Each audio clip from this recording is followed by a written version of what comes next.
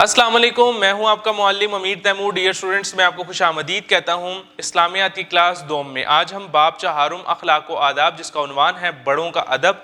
آج ہم اس سبق میں تفصیلاً پڑھیں گے کہ جو ہمارے رشتے ہیں، اللہ تعالیٰ نے جو ہمیں رشتوں سے نوازا ہے، وہ بڑے ہیں، ان کے کس طرح سے آداب ہیں، ہم نے ان کی کس طرح سے تعظیم کرنی ہے، اس سبق میں تفصیلاً پڑھیں گے۔ سبق کو تفصیل سے پڑھنے کے لیے آپ سب اپنی اپنی کتاب کھولیے۔ سبق نمبر 2، بڑوں کا ادب۔ رب ارحمہما کما ربیانی صغیرا۔ حاصلات تعلم۔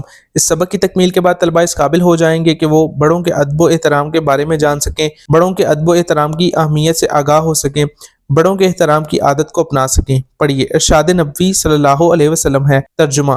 ارشاد نبوی خاتم النبیین صلی اللہ علیہ وسلم ہے: اس شخص کا تعلق ہم سے نہیں جو ہمارے چھوٹوں پر رحم نہیں کرتا اور ہمارے بڑوں کا احترام نہیں کرتا۔ اللہ تعالیٰ نے ہمیں بہت پیار کرنے والے رشتے دیے ہیں۔ امی، ابو، دادا، دادی، نانا، نانی، یہ سب ہم سے بہت محبت کرتے ہیں، ہمیں اچھی اچھی باتیں سکھاتے ہیں۔ دین اسلام ہمیں اپنے والدین اور بڑوں کے ساتھ ادب سے پیش آنے کا درس دیتا ہے۔ ہم اپنے بڑوں کا ادب کرتے ہیں تو خوش ہو کر ہمیں دعا دیتے ہیں، جس سے اللہ تعالیٰ خوش ہوتا ہے۔ ہمارے پیارے نبی حضرت محمد رسول اللہ خاتم النبیین صلی اللہ علیہ وسلم نے ہمیں تعلیم دی ہے کہ ہم اپنے والدین کا بہت ادب کریں، اور جب وہ بوڑھے ہو جائیں تو انہیں اف تک نہ کہیں۔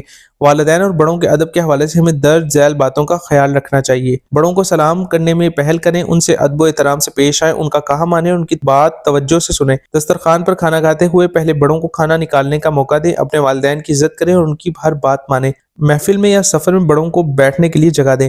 اگر گھر میں کوئی بیمار ہو تو اس کے آرام کا خیال رکھیں۔ حاصل کلام: حضرت محمد رسول اللہ خاتم النبیین صلی اللہ علیہ وسلم ہر ایک کے ساتھ نہایت عزت و احترام کے ساتھ پیش آتے تھے اور دوسروں کو بھی اس بات کی تاکید فرماتے تھے۔ ہمارے اساتذہ کرام ہمیں نہایت محنت اور توجہ سے پڑھاتے ہیں تاکہ مستقبل میں ہم کامیاب انسان بن سکیں۔ دین اسلام نے اساتذہ کا ادب اور احترام ہم پر لازم قرار دیا ہے۔ ڈیئر اسٹوڈنٹس، آج ہم نے اس سبق میں جو اللہ تعالیٰ نے ہمیں قیمتی رشتے نوازے ہیں، دیے ہیں، ہم نے اس سبق میں تفصیلاً پڑھا ہے۔